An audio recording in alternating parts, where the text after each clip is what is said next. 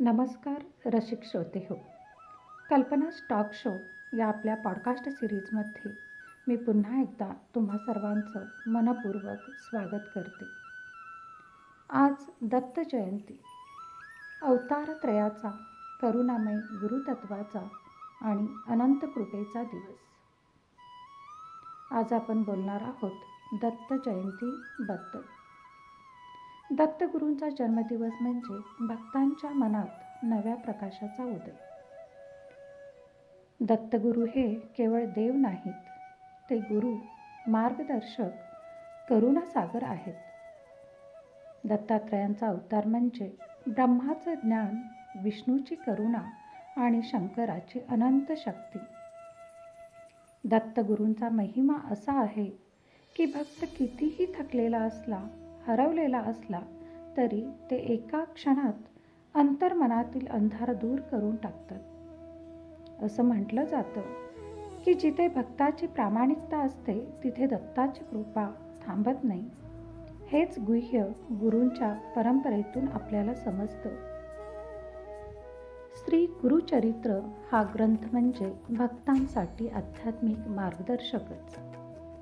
नृसिंह सरस्वतींच्या जीवनातून आपल्याला एकच संदेश मिळतो: श्रद्धा ठेवा, सबुरी ठेवा आणि आपल्या गुरूंवर पूर्ण विश्वास ठेवा. जेव्हा आपण मनाने खचतो, जीवनातल्या अडचणी वाढतात किंवा आपल्या आयुष्याची वाटचाल कठीण होते, तेव्हा गुरूंच्या स्मरणाने मनातली अस्थिरता शांत होते.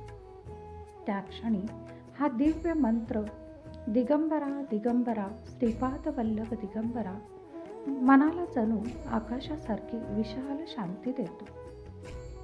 दत्तगुरूंची कृपा ही मंदिरापुरती मर्यादित नाही. ती आपल्या श्वासात आहे, आपल्या विचारात आहे आणि आपल्या सद्वर्तनात आहे. आपण जेव्हा चुकतो तेव्हा दत्तगुरू मार्ग दाखवतात.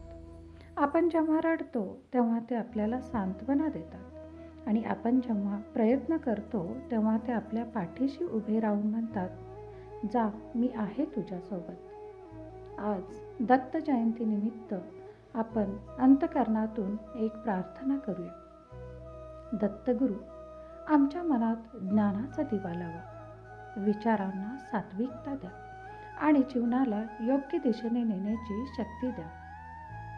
या पवित्र क्षणी आपण सगळे मिळून पुन्हा एकदा मंत्र उच्चारूया: दिगंबरा दिगंबरा श्रीपाद वल्लभ दिगंबरा. आजच्या दिवशी आपण इथेच थांबूया. पुन्हा भेटूच एका नवीन विचारांसह. तोपर्यंत धन्यवाद. जय गुरुदत्त.